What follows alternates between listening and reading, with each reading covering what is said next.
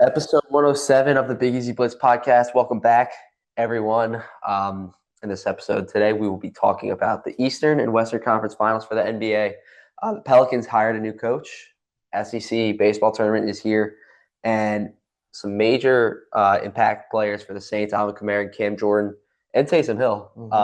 The future is still up in the air with them in New Orleans. So, Brock, how are we feeling? Doing good, doing great. It's a good Monday afternoon, or Monday evening. We're going to be back. This podcast is always brought to you by Mercado. 3750 Williams Boulevard. Get you some good food. It's a good food. We were there last time for our 1-year anniversary of the Big Easy Blitz podcast. Shout out Mr. Vlad. All the guys over there in Kenner. It's awesome. Yeah. You go over there, tell them the Big Easy Blitz. I do that every time. Tell them the Big Easy Blitz boys sent you. There you go.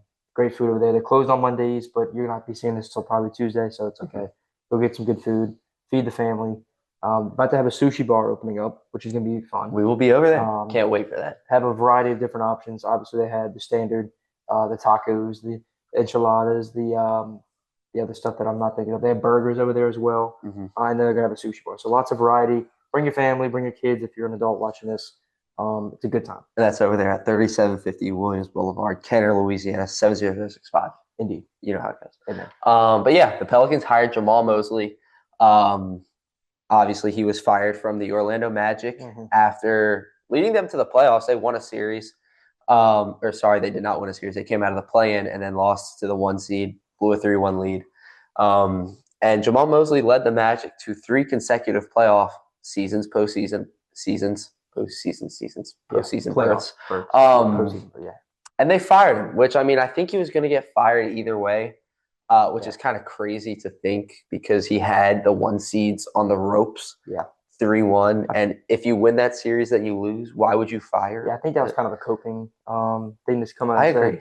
I'm glad you touched on that because I was going to talk about that because I thought, like, if they do knock off the 1 seed, which they were a game away, and then you go to the semifinals, maybe even the Eastern Conference Finals, the way they were playing, they could have easily went on, and they would have still fired him. It doesn't make sense. Makes absolutely zero sense. The Pelicans got him, and that's what we're here to talk about. In his tenure, like Connor said, he arrived in Orlando, 3 years ago? I believe the 2023-24 season. He was there a little longer than that. I think he was there for 5 seasons or so. But he led them to 3 straight postseason appearances. And the Magic still fired him. Now, for the Pelicans, they were between Darvin Ham, Rajon Rondo, which I think that would have been really cool, and obviously Jamahl Mosley. I like it for Jamahl Mosley. I don't think Rajon Rondo has any head coaching experience. So getting a guy who's been there, who's coached in big moments, I think is great. And then also the thing is with Jamahl Mosley, he can connect with the young players. The Pelicans are still a very young team. Feels like we've been saying that now for years. Still haven't put it together, but it's coming. Jamahl Mosley, I think, is a step in the right direction. I did the thing. Yeah, that's okay.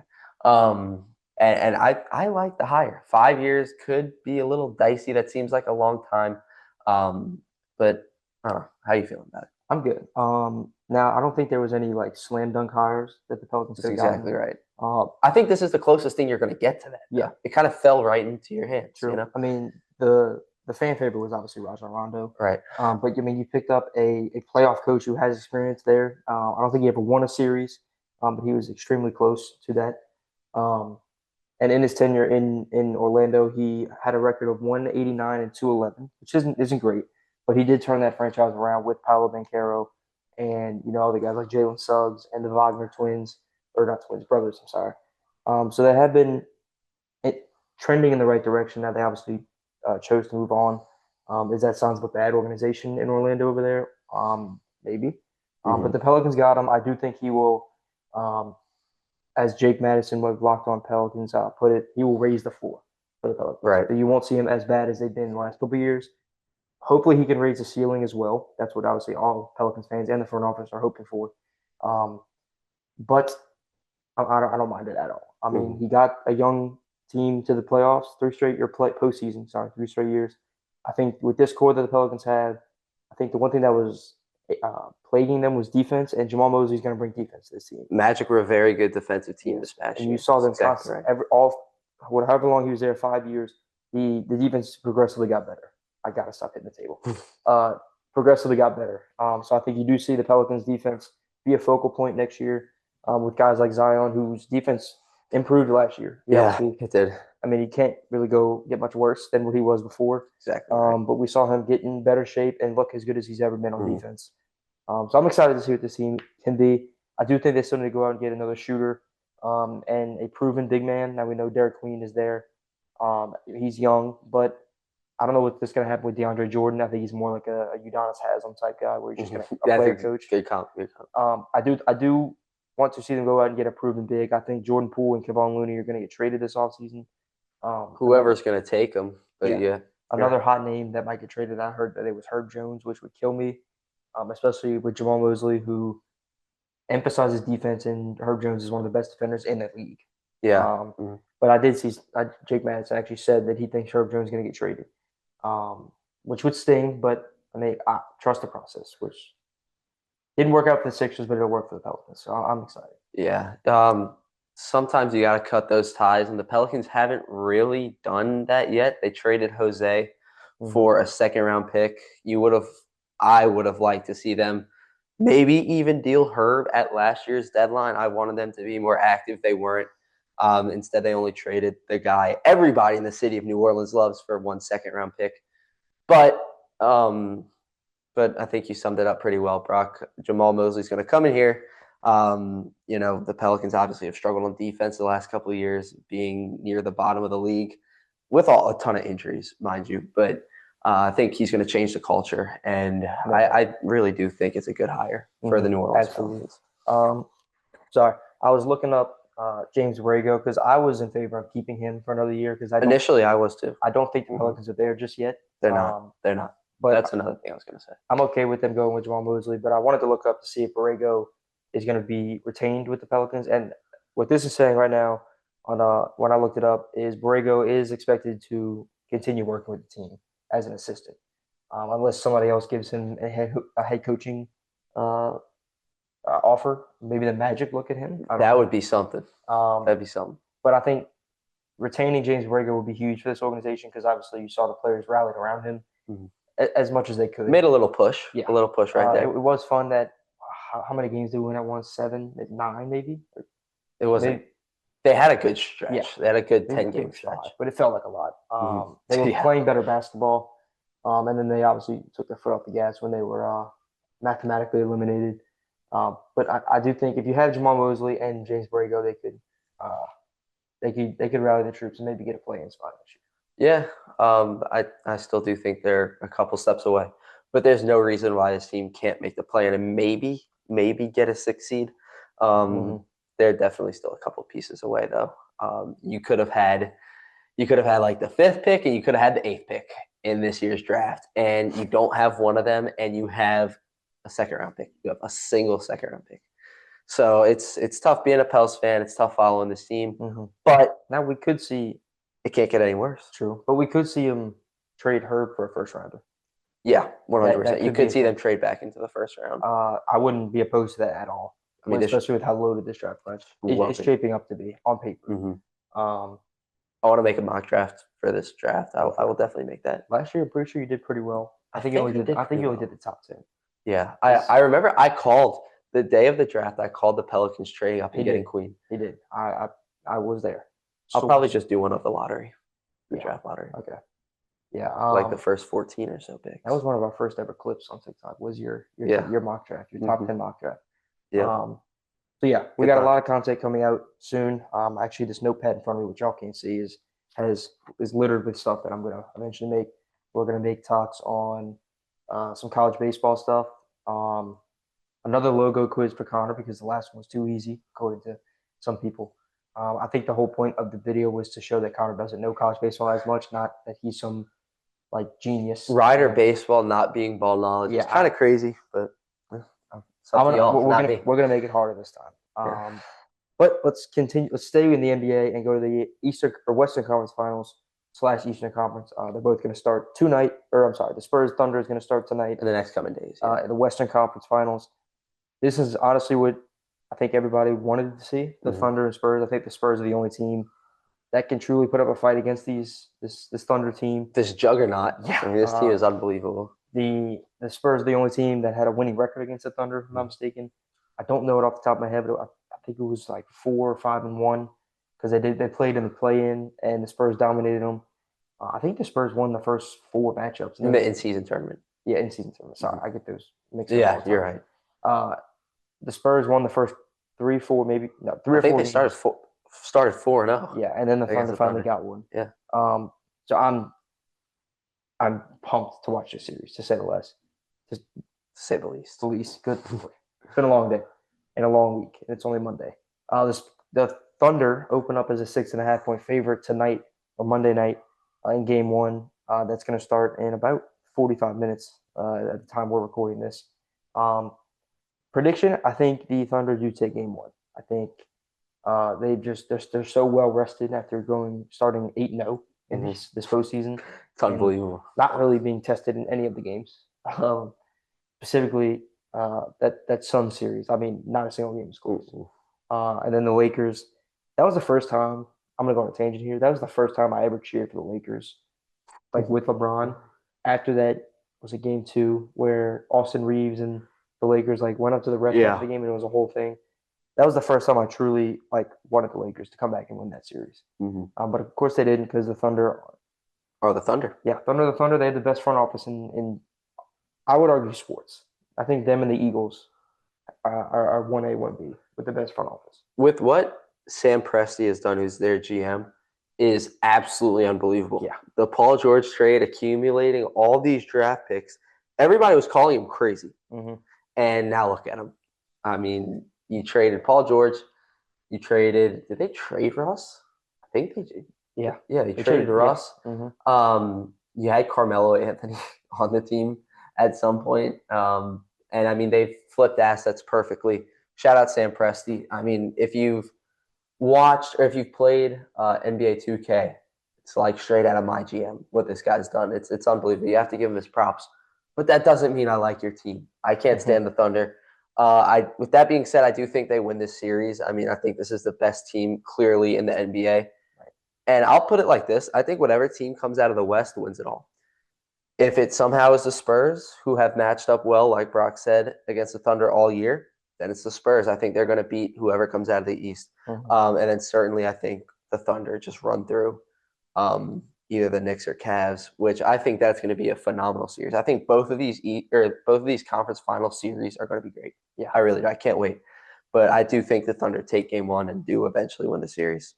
I agree with you in the point that I think the Western Conference team wins, but I think if the Cavs come out of the East, I think it's going to be like a sweep or a gentleman's sweep. And then if the Knicks come out, I think they could go to Game 6 or Game 7. Yeah.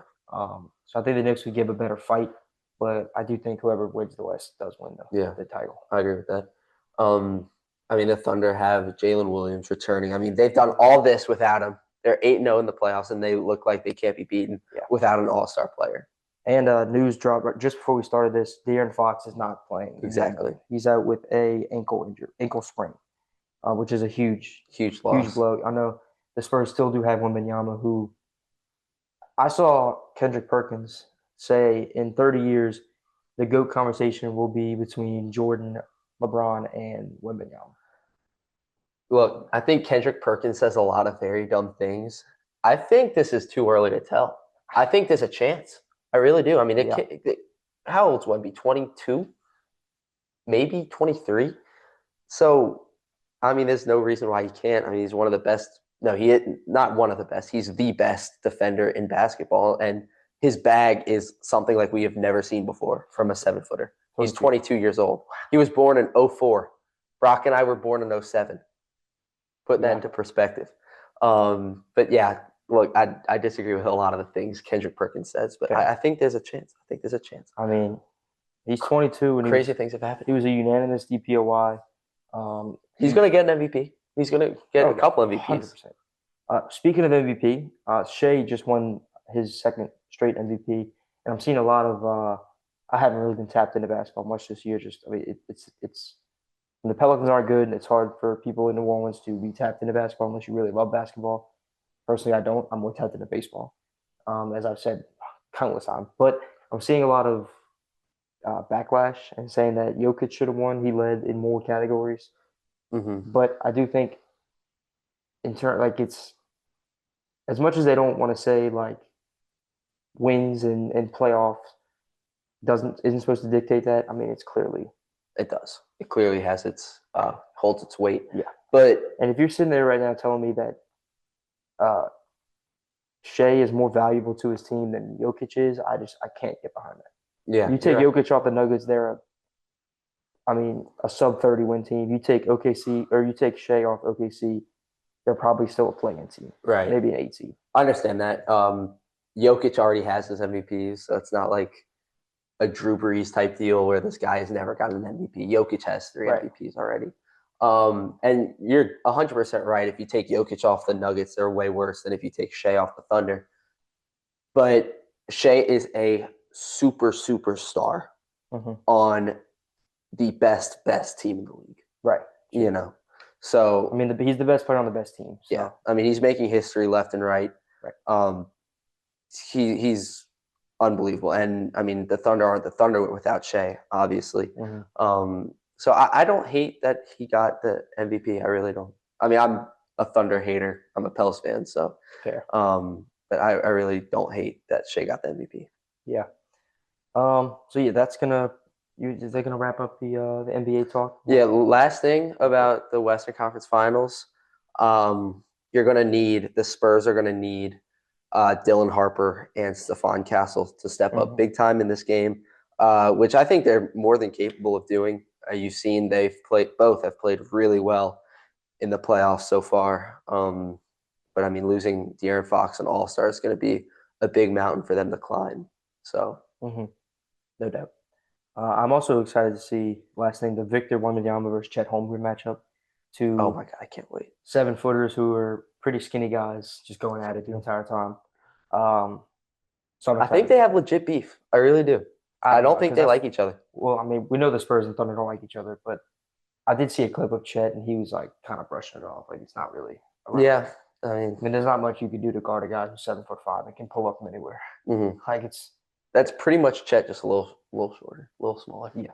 Um, wow, that was Wow, that was on me. might need to edit that one out. I have to do an edit to this one. But all right, we'll get into quick Saints talk. Saints talk. Thank you. And then we'll wrap it up with SEC baseball / college baseball, mostly SEC baseball preview. The Saints, there was the Saints Hall of Fame golf tournament, I believe, started today or yesterday or Monday or Sunday, one of the two. And Mickey Loomis was asked about Alvin Kamara, Cam Jordan, and Taysom Hill because obviously, of course he's gonna be asking Right. those three. And essentially for Kamara, they're getting closer to figuring out what they're going to do with him and how he fits in this offense. I have no idea what that entails. Truly, I think that means he's going to come back. I would assume. I think that means he's going to come back. I would hope. I can't see Kamara in a different uniform. Honestly, he can't see himself in it either. He came out and said if he got traded, he's going to retire. That's exactly right. Now, speaking of guys who I think are going to retire, Taysom Hill. He does not have a contract offer on the table from the New Orleans Saints, nor does he have one from any other team that I think I can't imagine. The only other team that I think could truly like utilize him is the Broncos because of Sean Payton. He's the only coach that's been able to utilize him and any player like him in modern NFL history. Mm-hmm.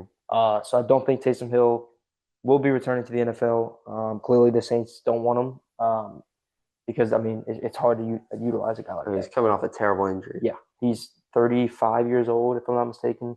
I remember there was a point in time a couple of years ago when I found out Taysom was like 32 or something. I was like, what the hell? Like, this guy's 32, and he's like the most explosive athlete I've seen ever to put on the black and gold. It's honestly crazy how he was playing. I mean, pre-injury in 2024, he was, I mean, still playing at a Pro Bowl level. Yeah, dude. In fantasy, people were fighting over him on fantasy waiver wires after he was putting up 35 points and 42 points in consecutive weeks. The first game that comes to mind is that Browns game. Obviously, this was a little longer. I think it was 2021. 2022 maybe the Jets game in MetLife comes to mind when he had to play quarterback. Mm-hmm. Um, just so many games over the years with Taysom. I'm gonna miss him more than anything. I mean, he's when you think of like the Saints in 30 years, the nostalgic good Saints teams, you're gonna think of him and Mm-hmm. Drew Brees and Michael Thomas and Alvin Kamara. Marshawn Lattimore. Yep, Lattimore, Cam Jordan in his prime. But Uh, Taysom's definitely going to be one of those guys. absolutely, And we don't take that for granted. I mean, the dude not was at all. awesome for us. Mm-hmm. But his time is probably over Yeah, playing football. I think the only team that we can legitimately see take Taysom is the Broncos. And honestly, I feel like it's not crazy because Sean Payton has done weird things like that in the past. But if I were to put money on it, I would say Taysom's probably just done. Yeah. And then the last person that has been just all in the news in terms of Saints talk, it is Cam Jordan. You want to talk about legendary Saints players? Oh my God. Cam Jordan is going to be a Pro Football Hall of Famer. He's going to be a Saints Hall of Famer. He's going to be in the Saints Ring of Honor. I mean, all the above. Yeah, but as of right now, he does have a contract offer from the New Orleans Saints. He has just yet to come to terms with it because, as reported, I think he actually came out and said it on Teron Armstead's podcast, which I don't know the name of it, but The set. The set. Thank you. He wants a multi-year deal with guaranteed money. And at his age, I don't have it pulled up, but I think he's 36, maybe yes, 37. I think he's 36. Nobody's going to give him a contract that's big at his age right now. His last couple of years, last year he had a fantastic year. Kind of a bounce back year after he was just not very good in years prior. Mm-hmm. Okay, give me a second. But he was, I think, since 2021 or 2022, he had 12 and a half sacks, and since then he has just been going down. And why there's so many Jordans that play? He's gone up and down, but for Cam Jordan, no, like you said, Brock, no team's going to give him a multi-year deal. The Saints aren't going to do that either, even though Cam's done so much for the city and the team. Mm-hmm. But I think it would be very foolish for Cam not to take the offer the Saints are giving him. Because, I mean, they're going to make sure, like the Saints are going to make sure Cam's right. They're not going to do him wrong. And I mean, why would you want to close out your career anywhere else than the place that drafted you, that you've made all kind of history with, and they've offered you a contract. So that's not even a problem. They have offered you the contract. So I would be very disappointed for Cam not to take the deal. If we lost Cam Jordan and Demario Davis in the same offseason, that would be absolutely brutal. Yeah. But I think the Saints will be fine either way with Cam or without Cam. But as a Saints fan who's watched Cam my whole life, it would suck. Yeah, it would suck. Yeah, no doubt. So going back to what I was talking about, the like sack, in terms of like his production. 2019 he had 15 and a half. Then he went way down in 2020. That was probably due to COVID. Right. 7.5 sacks. He did play in 16 games. 7.5 sacks. Then he had 12.5 in 2021, and then 8.5 in 22. And then here was a sharp decline. Just 2 in 2023, 4 in 2024, and then shot back up to 10.5 in 2025. Now he had 10.5 sacks. Yeah. Wow. Yeah. Now, personally, I do think that is an outlier. I don't think he's going to keep that up. I think he gets 5.5. Yeah, if he comes back. Obviously, the Saints gave him a sack incentive, an incentive-based contract, and I would assume that's the same contract offer that they're offering right now. Mm-hmm. An incentive-based contract just worth 1 year, which I mean he just had his best year since 2021 with an incentive-based contract. So clearly he's motivated when he gets contracts like those. So why not come back and earn your money that way? Make it happen. No team's going to give him a multi-year deal at the age of, I'm going to say 36. I think he's 36. Yeah. I don't see that happening. No team is smart or dumb enough to do that. I have seen him linked to the Bears. Just reunion Dennis with, Allen. Yeah, but then Dennis Allen came out and said they haven't really, essentially said they haven't really looked into that. I can't see Cam Jordan doing that. I don't think he's the biggest Dennis Allen fan. I just can't see Cam Jordan in another uniform. Yeah. Absolutely. I think if he doesn't come back to the Saints, I think he does just hang them up. I think that's the case for all three of these guys. Agreed. Honestly, I really do. Yeah. Which is a good position for them Absolutely. to be in. It means the Saints are actually doing something right. Mm-hmm. You know? No doubt. But Brock, I'll let you spearhead Yeah. this one. SEC baseball, it's not going to be LSU baseball because, well, folks, that's all. Anthony Davis. Well, okay. Not yet. It is not done yet. The LSU Tigers do still have to play a baseball game on Tuesday at 8 p.m. against Oklahoma.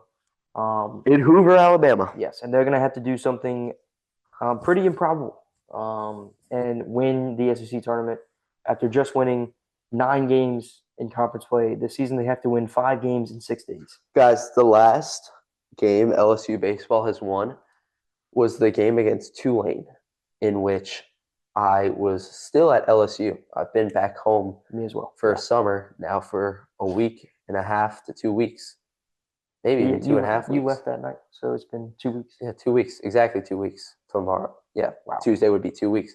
So, Wow. yeah. Not the way you want to go into the SEC tournament when it's actually do or die, but there's a chance. I'll say this. In this tournament, it's weird. First off, it's baseball, so anything can happen. We've said that that's the cliche is all this time. We know that. I mean, we saw Ole Miss in 2022 be one of the last 4 teams to get into the NCAA tournament and then go on to win the national championship. Now we've also seen teams like 2023 LSU, who were the best team all year and ended up winning the national championship. So it's baseball. You never know what's going to happen. Why the game's played. Exactly. Now, I will say, in the SEC tournament specifically, some of the top teams, like I would say teams that have already locked up a regional host, potentially in that top 8 national seed, they won't really take this tournament too serious. The best example I can give is last year LSU in Game 1 of the SEC tournament threw both Cade Anderson and Anthony Ianson in Game 1 and actually eliminated Texas A&M, which, funny enough, could very well happen this year, which I'll get into.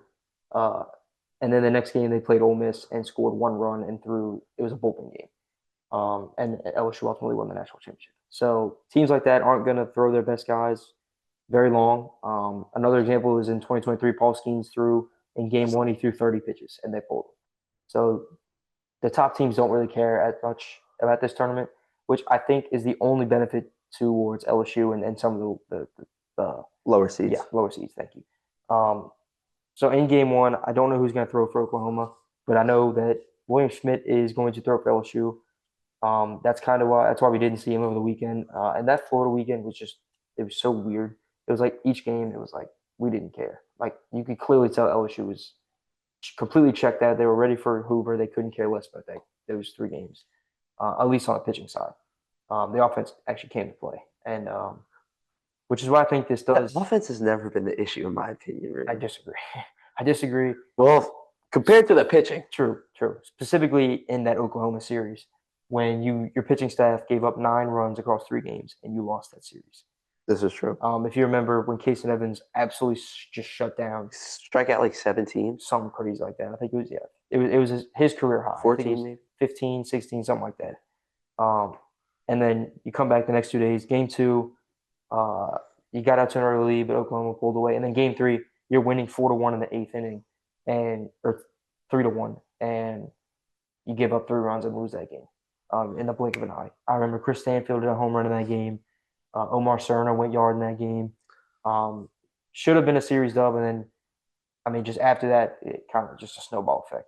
You went on to beat Kentucky and Tennessee. One of the Mississippi State games, you were up 9-2. You blink and you're losing 12-9.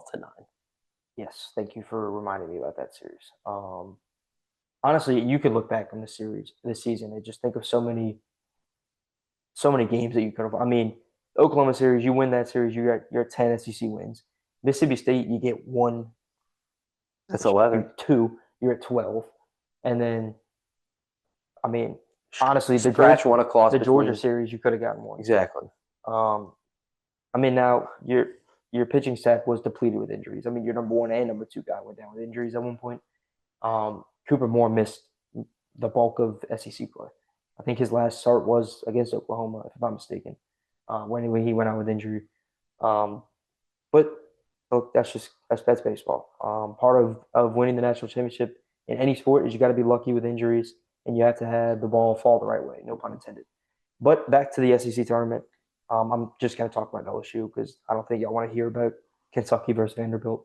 Um, but LSU is going to throw William Schmidt in game one. I can't click on it to see who Oklahoma's going to throw. It's either going to be Cameron Johnson or LJ Mercurius. Sorry. And obviously, you saw Cam Johnson when he threw against LSU in Baton Rouge, and it was abysmal.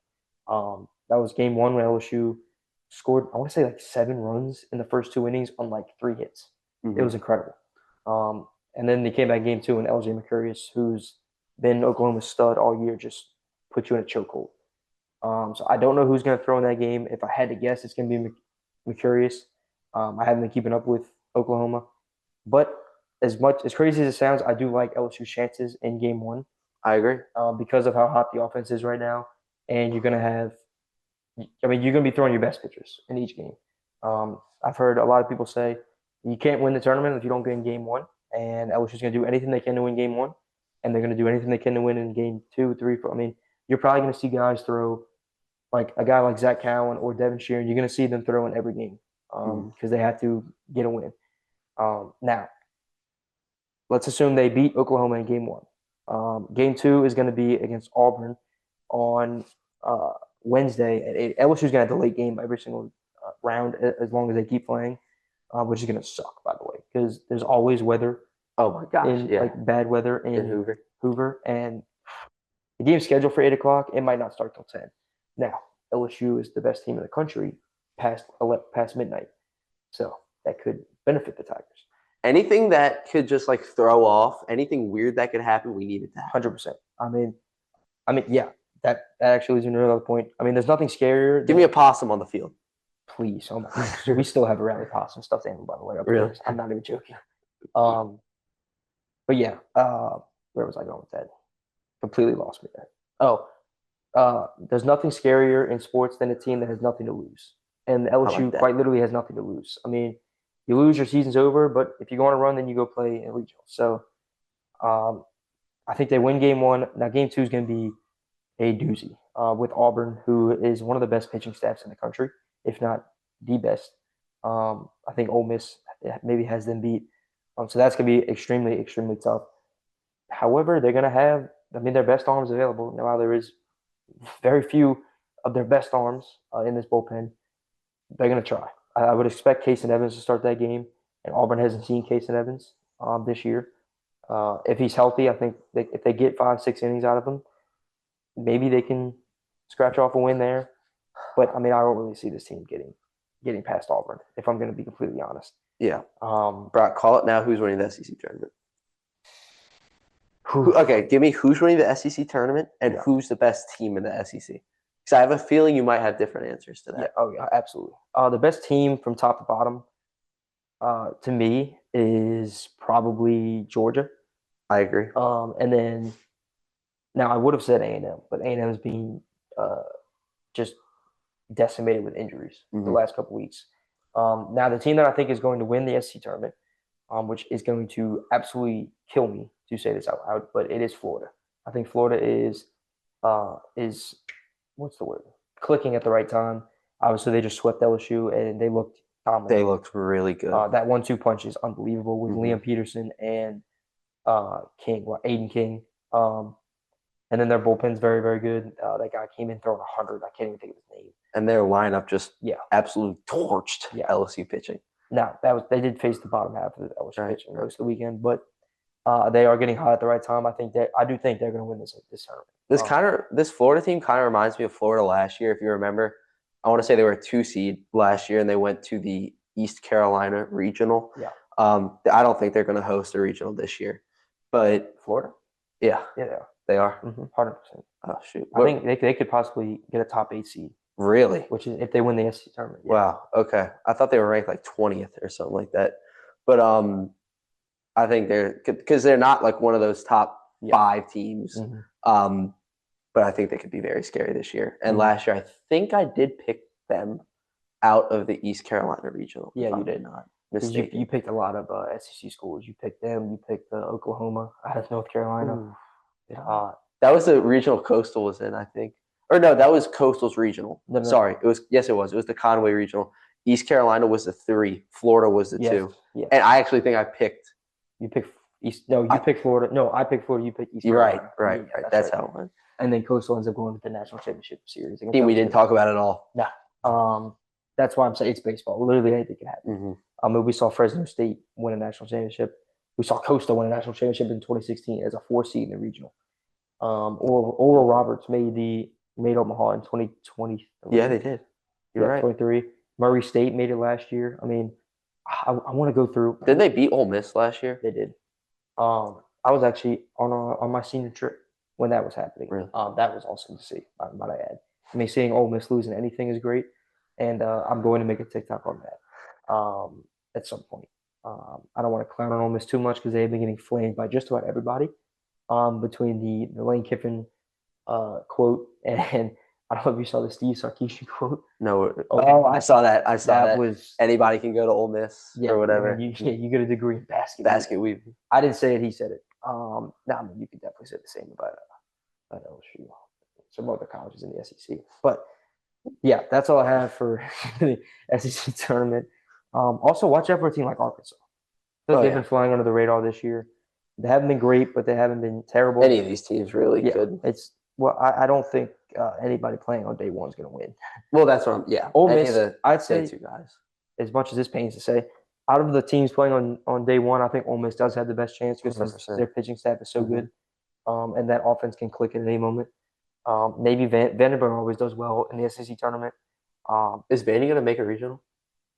I think they have to do very well in this tournament. I don't know. Win 2 games. I don't know what their record is right now. I know they lost the series to Missouri. Oh, that's which is a bad loss. Okay, they're 14. They have 14 wins. So yeah, they'll make a regional. Yeah, not a team you want to see there. Not at all. Their pitching staff is terrible. Yeah, that's true. Now their offense can hit anywhere, kind of like Georgia, but their that ball off of Gavin Guidry. Just the snowball effect of the season. Sorry. I mean, I wouldn't even talk about that. That's okay. You're one pitch away from. We're not going to go down this LSU baseball tangent. They will turn it around next year, Brock. Yeah. And hopefully make it fun in the SEC tournament.